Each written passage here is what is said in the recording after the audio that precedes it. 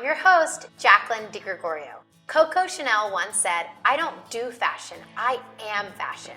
With a $2.4 trillion industry, fashion truly makes the world go round. Fendi, Dolce & Gabbana, and Dior are all fighting to style celebrities. Philadelphia, too, prides itself as a fashion center. In 1990, Drexel University began offering fashion courses, sending students to the Philadelphia Fashion Week and to competitions in London, Florence, and Seoul, South Korea. This year, the new Fashion Philly district opened, boosting Armani, Kate Spade, and Guess. Today's episode of OnUp Innovators features fashion designer Nancy Volpe Beringer, stepping back into the classroom at age 59 at Drexel University's Westfall College of Media Arts and Design. But first, I'd like to introduce my co-host today, the Executive Director of the Philadelphia Fashion Incubator, Elisa Bloom. Welcome to UIF Rec Studio. Thank you so much for being here. Thanks, Jacqueline. It's great to be here. So you travel across the globe and you speak at female entrepreneurship and fashion conferences. You sell your own accessory line, and you've led the Philadelphia Fashion Incubator since 2011. Yep. Clearly, you are a fashionista. Could you describe a little bit about Nancy's design persona and how she is connected to the Philadelphia fashion community? Sure. Well, Nancy's been a big inspiration here in Philadelphia, and I had the opportunity to meet Nancy about 3-4 years ago at Drexel, because Drexel is one of our academic sponsors. And from the moment that I met her, I knew that she was a standout. Just seeing the passion that she brought to really creating unique, one-of-a-kind garments. And I remember seeing her at the Drexel fashion show for her senior show and winning the awards. And I thought, this is someone who is clearly very dedicated and committed to not just doing another fashion brand, but really creating something that's unique and original. That's so special. It's such an honor to have you here today. So Nancy's presented her designs at the Philadelphia Fashion Week and is now a contestant on Project Runway, and recently designed a gown for Philly rapper Tierra Whack. Nancy Volpe Beringer is our featured innovator on this episode of OnUp Innovators. Welcome to UIF Rec Studio, Nancy. Thank you. Nice to meet you. Hi, Nancy. Thanks for being here. So, Nancy, I would love for you to share a little bit about your story. You had a stable job and you were actually promoted in your career, and you made a big change to leave your job and shift your career. Can you share a little bit more about the inspiration behind that? Well, for me, that was one of my first moments of really being authentic and true to myself. The courage to ask the question. I loved that I got the promotion. It wasn't that I was miserable. It was just that for me, oxygen is related to creativity. And in all my previous jobs, I got to create. And then in this management position, I was losing that ability to create. So I felt like I couldn't breathe. So one night, 3 in the morning, I'm not sleeping. And I'm thinking of my sons. My one son, my oldest son, Dan, is very successful, president in the corporate world and finance. And then my other son had graduated from Berklee College of Music. He was now a starving artist, as they say. And he's teaching himself other skills, basically to feed himself. And he's teaching himself videography, photography. And I got jealous. I'm like, wow, this is so cool. He's learning so many good things, cool things. So then here was the moment my life changed. I dared to ask myself, if you were young, what would you be studying? What would you want to learn? Immediately I thought, oh, you love to sew as a teenager. You could have studied fashion. And once I did that, I started searching schools right away. And then I started looking at programs, and then I saw interior design. I went, well, you could be an interior designer. I'm like, no, this isn't about being practical. Stay where you're at. You finally have job security after working 3-4 jobs as a single parent. What do you want to learn? So I went back to fashion. I immediately checked the schools in New York. Then I went to Philadelphia, checked online there. And within a couple of days, I was in New York, went to the top schools there. And I can remember coming home so excited. I found a 1-year program at Parsons. And I remember the moment I'm sitting at the bar and I'm telling my husband, I'm all excited, and he has a lot of nicknames for me. One of them is Fireball. He says, calm down, Fireball. He said, wherever the program, find the right program. If it's in New York, New York, Philadelphia. He said, but I thought you're doing this for the love of learning. Why are you rushing the learning? Because I had found a one-year program. I went, oh, just because I have a goal doesn't mean I have to achieve it that fast. So my end of my journey, I found the Drexel program, which was a 3-year program.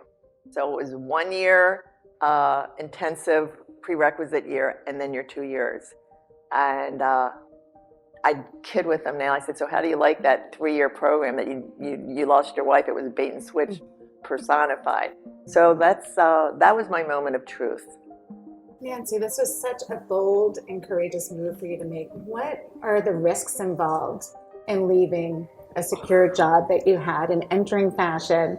And what advice and resources would you give to other women that are attempting to go after their dreams? Well, thank you for acknowledging that it was a risk, because for me, job security, financial security was so important. I mentioned I had been a single parent. I didn't get my undergrad in business until age 30.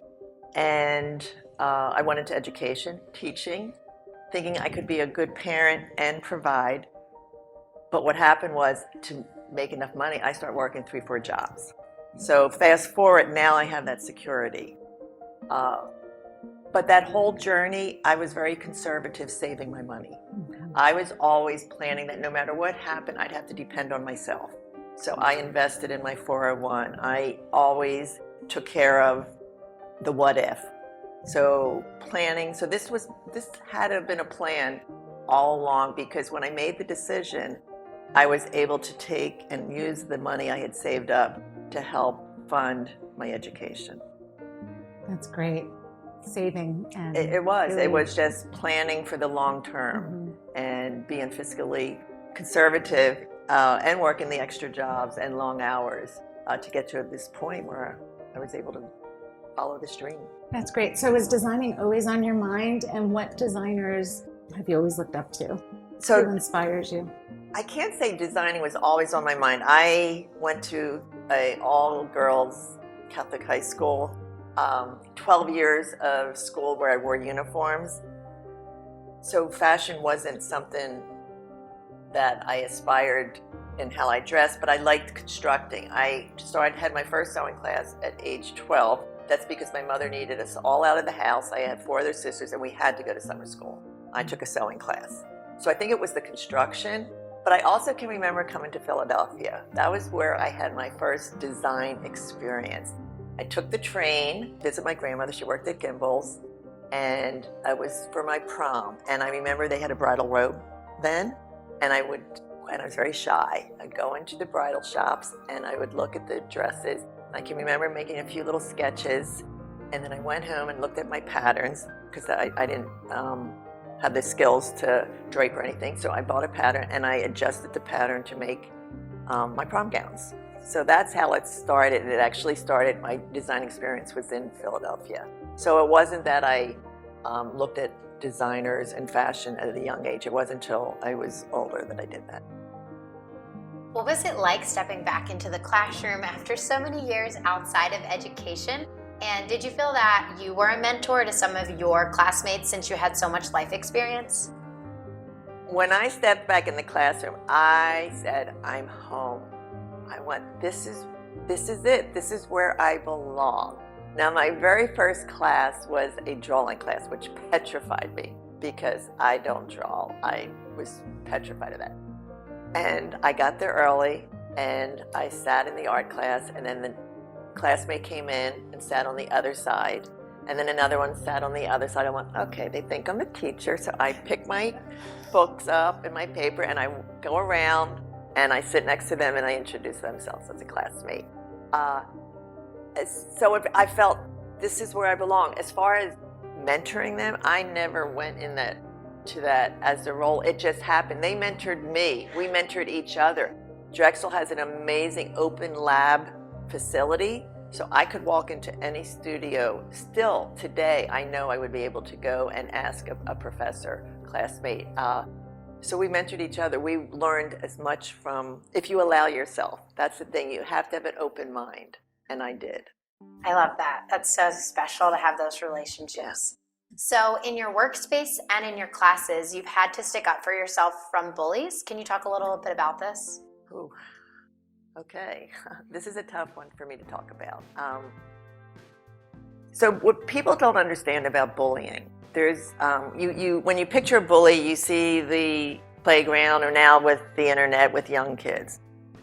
There is something called adult passive-aggressive bullying, and it's prevalent. I think it's almost that we have accepted it as a way of life. What do I mean by adult passive-aggressive bullying? It's when you stand around and you're talking about somebody else in unkind words. It's when you walk in a room and everybody's quiet and you feel isolated. Or the bully comes in and will talk to you and ignore you. So it sounds like, what's the big deal? But it's damaging. And if you are the victim, it hurts. It hurts. So in the workplace, it has happened in personal relationships. And there was an experience when I went back to school, which sounds crazy, but it happens. I did a lot of research, and the responses that they said you will get is, oh, they have a problem, just ignore them. That doesn't work, because when somebody's being bullying, there's no innocent bystanders. If you ignore it, you are now part of it. So if that person comes in and says, I'm going to grab some coffee, what do you want? What do you want? And they ignore me, and you give the order and that's it, you're now part of it. What I'm really happy about is that, well, I was a victim and I couldn't understand why it was repeating, why I allowed myself, because I would stand up for you in a heartbeat. I didn't know how to stand up for myself, but I survived. I don't consider myself a victim anymore. I won't allow myself to be bullied. It'll come back. I can recognize it. It's easy to fall into, but it's been a long journey, and I'm hoping that's my path. Thank you so much for sharing that. I think that it's such valuable advice I speak on behalf of myself, but I've experienced lots of bullying in adulthood as well, and I think that it's really great to be able to reframe your perspective. And yeah, if you don't mind me, I'd like to add something, because one of the things, as far as my experience in the corporate world, as an entrepreneur in school, and I don't want to stereotype, but I wish women would learn to celebrate our successes and help push each other up. Because what I have noticed is there becomes a point with a lot where there's, I guess it's a jealousy, and this is where bullying starts, where you start putting down somebody else. And for us to be successful, it's to help us push us up, because you're going to come for the ride too. So. Absolutely. Thank you for sharing that. Yeah, it's sure. so important. I couldn't agree more. Right? As I say, when you change, everyone around you changes. Yeah, So, well, moving on to a fashion, more lighthearted question. Nancy, I know you've been inspired by thrift store culture. Can you share a little bit more about your inspiration? I think that's when I really got into couture clothing, because I always liked vintage, and things were just made differently. And I loved reading fashion magazines, but they were just pictures. I didn't have the income to go shopping for them. And actually, I had a friend I met in Florida, Elizabeth, who owned a consignment shop, and she introduced me to the world of couture, and that's when I had my promotion. So I loved suits, and I have the best suit collection ever.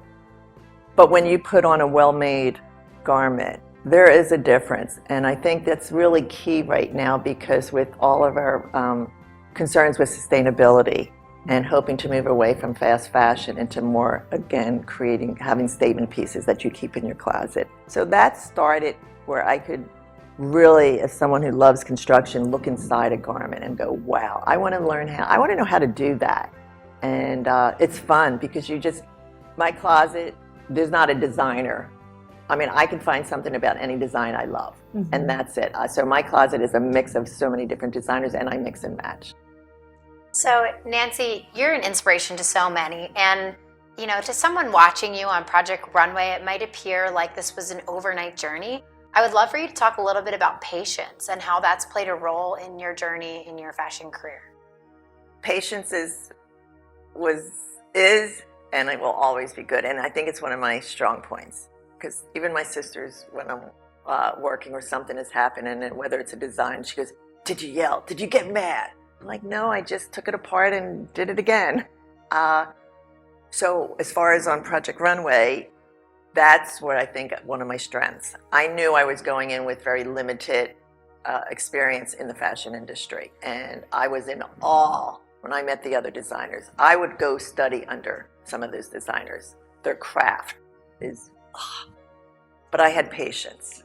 And I met my husband through golfing, and so I equate a lot to a golf game, and he was my inspiration because when he's, even with some issues he has, he's such a skilled golfer, but he doesn't worry about his score at the end. He doesn't even worry about the next hole. He thinks about what he's doing, one shot, one hole at a time, and that's just being patient. And that was my, how I tried to approach my experience on Project Runway. Wow, that's really special. That's great. So Nancy, another fashion question. Yes. So I know that you love experimentation. And can you share with us a little bit more about your process of manipulating fabrics? My favorite class, and I think the one that changed me, was my materials exploration. You either love it or you hate it. And I fell in love with this class. And we would have samples, and I would weave it, slash it, meld it, set it on fire, whatever. And I just had fun seeing what it turned into. And during that class in my final, you had to make something with unconventional materials that you created, you manipulated. And I remember I had this leather piece that I put in the laser lab, and it cut, and it was great. I tried to make another piece, it didn't work. So I'm like, what am I going to do? So I went to one of my successful techniques. Well, when the teacher came in, I spent the whole weekend trying to recreate this Dior gown that I fell in love with. The teacher came in, saw what I had done, and she goes, "Okay, well, it looks like you did something different." I said, "I know, I'm so excited. Look, it's the Dior gown. I've got the train."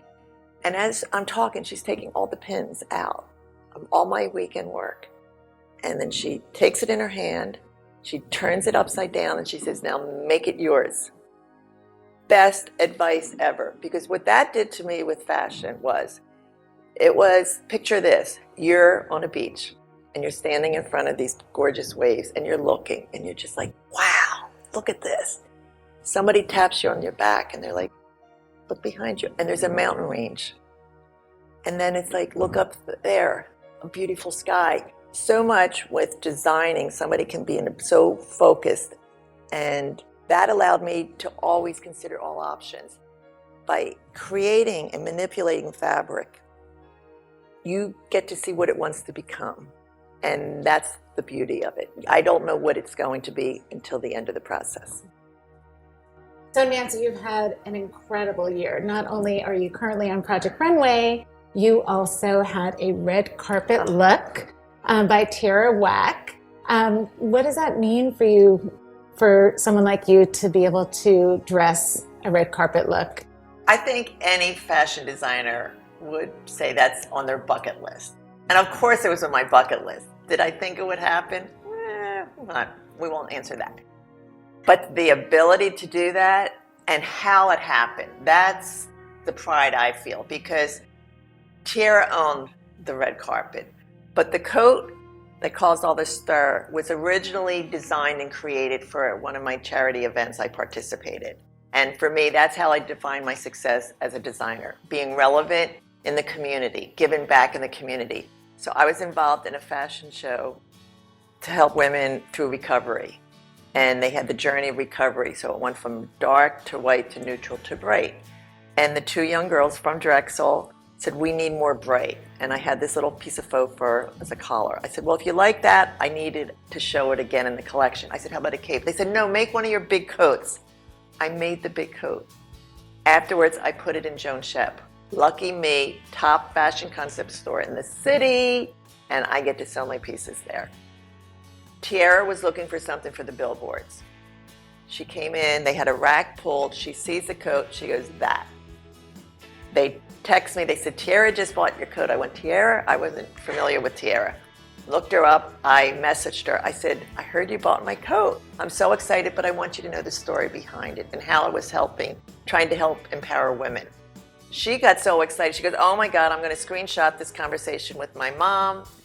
I'm talking to the designer. I'm like, I'm talking to Tierra. Wait, and we exchanged phone numbers, and she was like, yeah, it was a little more than I thought. I said, don't worry. I said, they come to my studio, and the next one's on me. A week later, I get a message. I was nominated for a Grammy. I went, come to my studio. And so she brought her manager, and I had like 15-minute lead time. I'm like, oh my gosh. So I had some scraps left from the coat. I put it up, and I started mixing and matching. What happened, though, when Tierra got out of the car, see, I'm going to say I got goosebumps on that. And that's what I say on the show, because it's true. Look, I have goosebumps. The energy, the connection with Tierra, and I consider Tierra a genius. I mean, she left as a high school kid, being a name in Philadelphia, to go do her art in Atlanta where nobody would hear it or see it, but she had to do it. Because she said it's in her head, it has to come out, and that's how I design. So that connection when Tierra, it was a hug, it was a magical moment. What I take away is where I thought it would be the moment of seeing my garment on the red carpet, it was getting the trust of such a talented designer to allow me to be part of the team, and it was a team for her red carpet look. I went to LA because it wasn't finished. I didn't know what length, and I went to a small billboards event, and somebody said, oh, I heard you're doing Tierra's look. I said, yes. They said, that's all I need to know. Who are you? What's your name? Because that's the reputation of Tierra Whack. And I look around the room, and I went, I'm the oldest one in the room designing for the coolest one in the room. Lucky me. Amazing. And I love that so much about your brand and mission is about giving back. And Yes. Your involvement with the Refugee Women's Textile Cooperative. Can you share with us a little bit more about the work that you've done with these women? So while I was at Drexel, the question I got asked over and over and over again, so what are you going to do when you graduate? Basically, what's this old person going to do? This program's like 80, 100 hours a week. Are you insane? And I, again, gave myself a gift and said, I don't want to answer because I don't want to be so focused. That's all I do. I said, but I want to be relevant. Yeah. And for me, that was working with the community. As soon as I graduated, Southeast by Southeast reached out, and they had a grant for helping refugee women, the entrepreneur side, as well as teaching them some new skills so that they could become productive, independent citizens of this country. And so I got to use my business background and now my new fashion skills. I will tell you, I got the best hugs ever. Different languages, sometimes there were interpreters, but we all spoke a common language. And that was of love and helping each other out and the enjoyment of learning. So that was immediately within a couple of months from graduating. So again, lucky me. Wonderful. It's so special. Could you tell us a little bit more about your experience on Project Runway, what the application process was like, and what it's like being featured on the show?